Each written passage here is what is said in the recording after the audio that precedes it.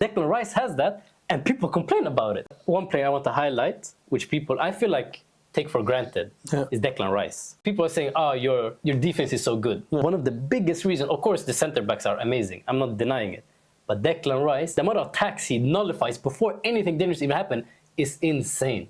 I mean, there's so many times they're trying to play a ball between our backline, cuts it out, chests it down, brings it under control. Everything. There's nothing this guy cannot do. And scores. And on top of it, he scores goals and he delivers inch-perfect set pieces. You remember, like, back in the day, we was like, oh, this guy, he's a set-piece specialist. Yeah. You had your James Ward-Prowse, you had David Beckham here, and they were known, they were famous for their set-piece specialists, and you appreciated them because they gave you something extra. Yeah. Declan Rice has that, and people complain about it. And they don't know that he is a set-piece. They don't even recognize it. Yeah. Inch-perfect crosses from free kicks, from corners.